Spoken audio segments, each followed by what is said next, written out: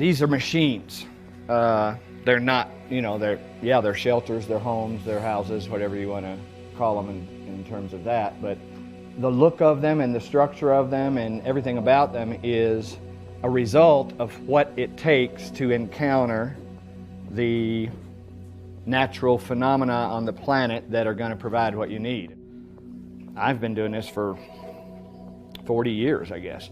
And each year it keeps evolving more. We're just now scratching the surface of what is really possible in terms of encountering the natural phenomena. Food and sewage and water and energy and garbage are issues that every city in the world is facing. I'm not saying we're the solution. What we're saying is we're addressing each one of these issues sort of in one blow called housing. So if we can make a building that addresses all of these issues, you know, who needs the government? Only to hinder us from doing it. If all of the soldiers in all of the armies in all of the world were to put down their weapons and pick up tools and start making sustainable housing for all the people in the world, life would just begin on this planet.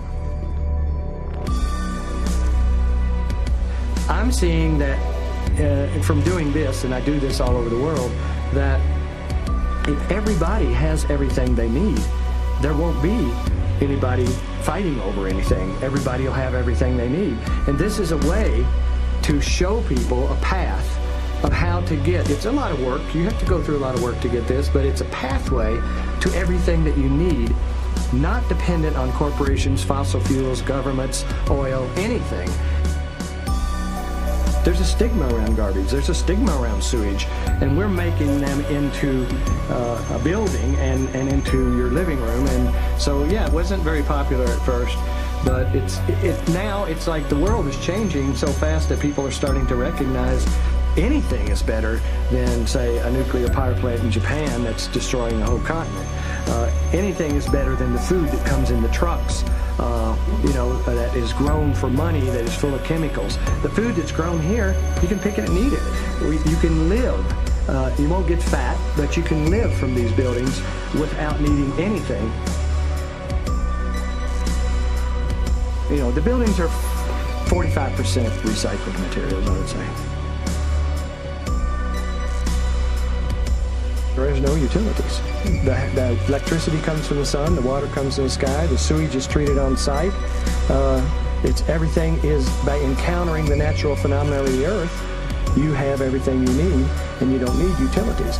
The utilities are bad because they mine the earth for fuels and make nuclear power plants. But just as bad as that is the infrastructure that they use to deliver the utilities, and then they're all run by corporations and so on. So the people are vulnerable. This building, the people that live here are not vulnerable. They are free people to exist no matter what happens to the economy or anything. So yeah, these buildings actually cause green to happen. So, and that's because they don't throw their sewage away. That's because the sewage is gold. The sewage can give you a green surroundings. So building with recycled materials is not just like it's a logical thing. There's really good materials, and in fact, I can't find, manufactured or not, a better material than tires to build with. If somebody gave me $30 million and said, develop the best building material you can find, I'd probably invent the tire.